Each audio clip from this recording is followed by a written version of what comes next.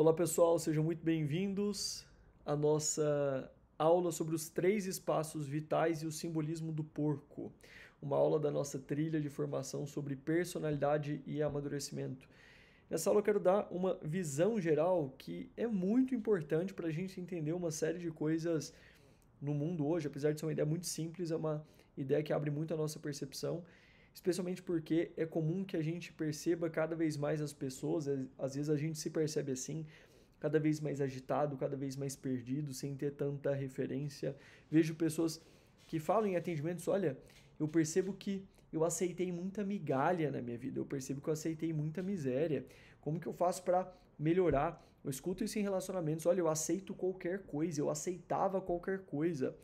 E de fato a gente percebe, eu vou desenhar um pouco melhor isso que eu estou querendo dizer, mas a gente percebe um pouco que hoje a gente vive muito no raso ou muito agitado, sem ter tanto profundidade, sem ter tanto meditação, e parece que a vida vai nos levando, e quando a vida nos leva, parece que a gente aceita qualquer coisa.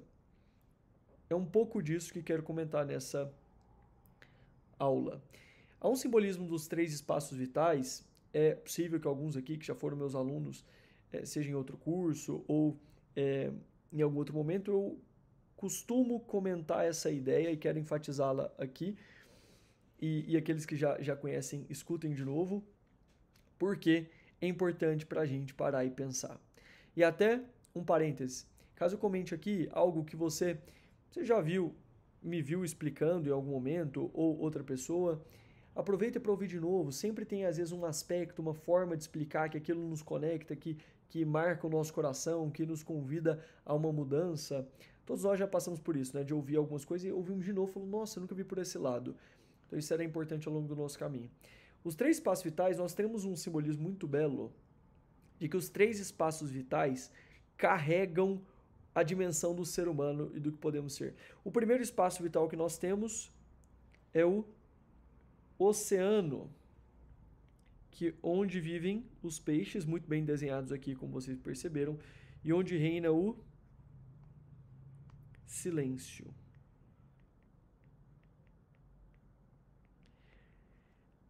Imediatamente acima nós temos a terra, onde vivem os animais e onde reina a gritaria. E temos acima os céus, que desenha aqui os pássaros, onde vivem os pássaros e onde reina o canto. E é muito bonito isso, porque a gente percebe que tem dois eixos aqui, né? Tem esse eixo que conecta o céu com o oceano, e a gente tem esse outro eixo aqui, que é o eixo da Terra. Perceba esse simbolismo. Nós só conseguimos nos elevar aos céus.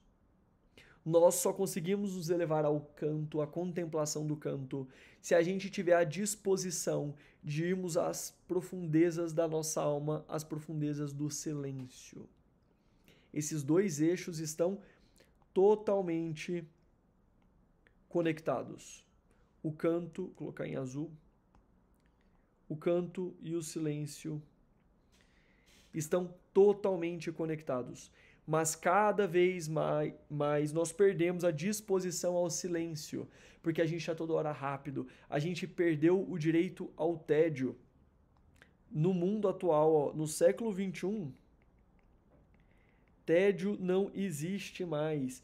E se o tédio não existe mais, não existe mais silêncio. Porque toda hora tem uma rede social, toda hora tem uma música, toda hora tem um podcast que a gente coloca. E a gente não para mais para pensar na nossa vida. Se a gente não para mais para pensar na nossa vida, a gente não tem profundidade. Porque a profundidade é o reino do silêncio.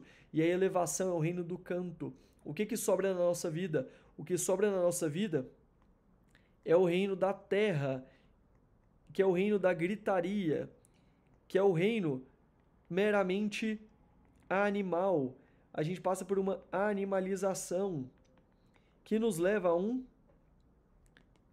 aburguesamento.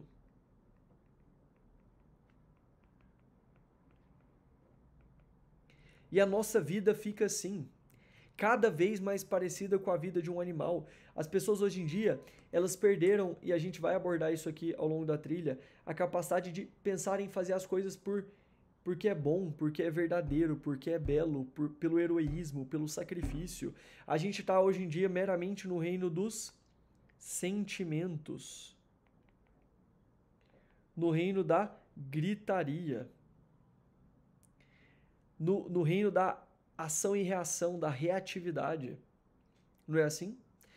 Vamos reparar a música. A música, quanto mais ela vai para o reino da superficialidade, olha a superficialidade disso, né? Isso aqui é superficial, é raso, certo? Vamos imaginar a música nessa área. A música fica cada vez mais no âmbito animal, batida, descrevendo o sexo. Como a gente vê alguns shows por aí, cada vez mais uma coisa de todo mundo tá encantado, mas peraí, o que tá falando, né? Um batidão que mexe com o quadril, falando letras que mexem com a sua libido. A gente não precisa ser muito gênio de saber por que isso chama a atenção das pessoas. Porque isso está falando com o que há de mais baixo em nós. O que é muito diferente do nível de dedicação da arte que tínhamos antigamente, mas esse é um outro assunto. Mas o que acontece então? E eu preciso que vocês entendam isso. Nós precisamos aqui resgatar o eixo da transcendência.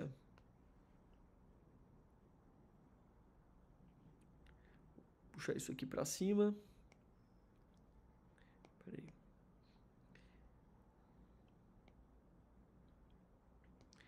Nós precisamos resgatar o eixo da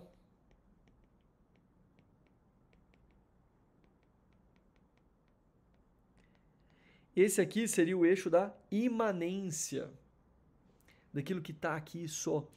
Se a gente não tivesse a disposição de olhar para o alto, se a gente não tivesse a disposição do silêncio, da reflexão, da meditação, de parar para pensar que há mais na vida do que só ter conforto, sexo. O que é o aburguesamento? É o reino do conforto e dos prazeres. Esse reino do o que eu quero só é ganhar dinheiro e me aposentar. Isso é muito próximo, nada contra a aposentadoria em si mesma, né? Mas quando a meta da vida é descansar, quando a meta da vida é ficar de boa, de alguma forma a gente está muito parecido com a vida de um chimpanzé, que tudo que ele quer é uma sombra e em algum momento encontrar uma macaca e ter a banana dele. A gente perdeu a dimensão de que a nossa vida é para a gente desenvolver virtude, para a gente ser mais heróico, para a gente buscar a santidade, para a gente converter almas, para a gente se converter. E aí aqui o Richard Weaver, num livro chamado Ideias Têm Consequências, ele comenta que nós mudamos a cosmovisão que nós tínhamos. Ele compara qual que era a cosmovisão. Cosmovisão, para quem não está acostumado, é um termo que a gente fala na filosofia sobre a visão do todo, né? A cosmovisão tradicional, clássica, é profundamente diferente da cosmovisão moderna. Isso tem a ver com como a gente se enxerga. Como que o ser humano se via na concepção clássica, ele coloca no livro. As pessoas se viam como imagem e semelhança de Deus, protagonistas de um drama no qual as suas almas estavam em risco. Ou seja, eu já me olhava no mundo sabendo que eu era espelho e uma imagem de algo mais alto. E que eu era protagonista de um drama no qual eu estava vivendo a minha vida no qual a minha alma, a minha eternidade estava em risco. E à luz disso, o conforto, o dinheiro, os prazeres têm outro peso. Mas ele fala que hoje em dia nós nos vemos meramente como animais, caçadores e colecionadores de riquezas e prazeres. Olha a diferença imagem e semelhança de Deus, protagonista de um drama no qual a nossa alma está em risco, no qual a minha alma está em risco para... O que eu sou? Eu sou um animal que caça e coleciona riqueza e prazer. Então, eu quero só ficar viajando, aproveitando demais a vida, um carpe diem que não vai muito além de uma visão meio adolescente da vida, que é exatamente essa visão burguesa, que perdeu essa visão que a gente tem de um... Às vezes a gente vê um político, alguém tentando fazer alguma coisa um pouco melhor, eu não quero entrar aqui nesse tema, mas às vezes a gente vê, né? E pode ser não a nível nacional, mas pode ser a nível local, alguma coisa assim, a gente pensa, caramba, para que entrar nesse problema? Para que fazer isso? Já tá com um salário bom, fica na sua, você vai se ferrar. Ou seja, perdeu totalmente a noção de luta pelo bem, perdeu totalmente a noção de heroísmo. Mede o mundo pela pequenez da própria alma. Não que não seja difícil, mas difícil, e a gente vai entrar nesse algum momento, não se opõe a certo, se opõe a fácil. Tem várias coisas que nós precisamos crescer a nossa alma porque um dia pessoas contarão conosco para que a gente faça o que é difícil fazer. Estou gravando essa aula, próximo aqui ao show da Madonna, próximo também ao desastre no Sul, que é um momento em que a gente vê, por um lado, sexo praticamente explícito no palco, feito por uma senhora de 65 anos, em que as pessoas aceitam qualquer coisa em nome da arte. Mas uma coisa que é interessante, a arte não torna qualquer coisa boa. Se alguém xingar sua mãe em versos decassílabos heróicos, né, fizer um soneto para xingar sua mãe, isso não torna o xingamento aceitável, só torna ele mais malicioso. Quanto mais inteligência nós colocamos para passar a desordem, o vício, a deturpação, a subversão simbólica, há uma malícia maior e um potencial danoso maior naquilo. E por outro lado, a gente vê agora pessoas no Sul com seu heroísmo, lutando para isso, para salvar outras pessoas. Isso é totalmente diferente da visão burguesa. E alguém que olha para o show da Madonna e acha aquilo ok, que viu mesmo as imagens, não estou falando de que viu as imagens e achou ok, provavelmente tem essa visão meramente burguesa de não fez mal para ninguém. Como assim não fez mal para ninguém? O único mal que você enxerga é bater em alguém, roubar alguma coisa. Não há o mal do sacrifício da inocência, da pureza, do pudor, das famílias, milhões de pessoas que viram aquilo. Para que ver aquilo?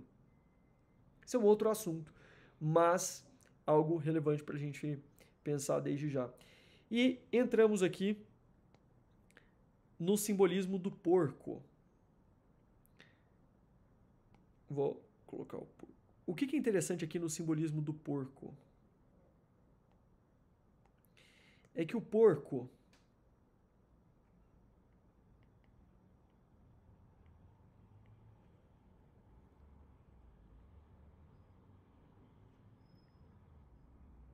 Bom que vocês aprenderam a desenhar um porquinho aí, mais ou menos, né? Olha o porco.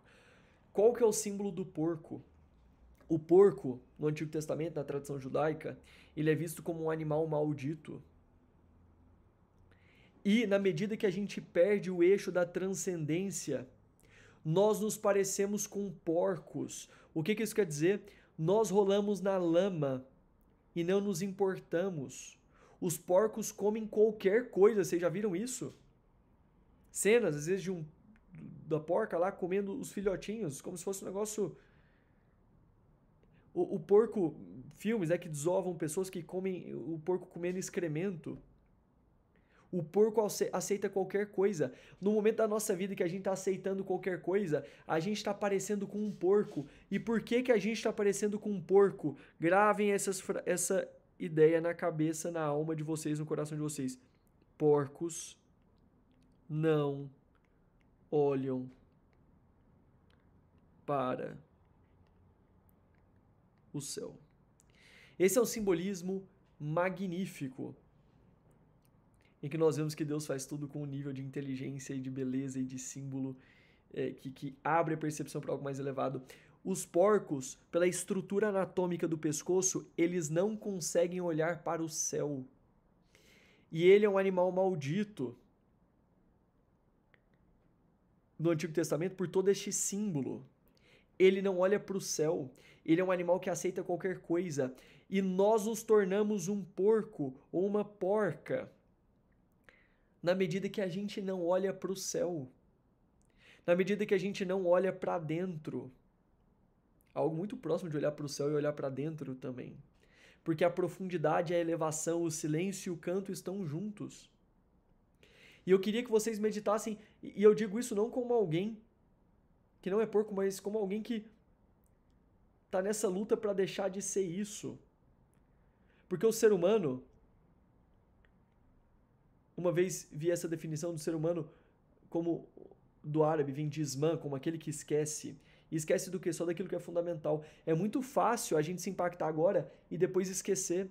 E a gente tá todo momento virando um pouco porco pelo mundo que tá à nossa volta, pela blogueiragem, pela internet, pelas coisas. E no meio de tudo isso a gente tem que filtrar o que é bom, a gente tem que lutar de novo e de novo e de novo e de novo, para que a gente olhe para o céu, para que a gente seja mais humano, para que a gente seja, então, o único animal que tem toda essa dimensão de passar da elevação do céu no mais alto dos céus ao mais fundo dos oceanos e a vivência plena na Terra, porque nós não somos anjos.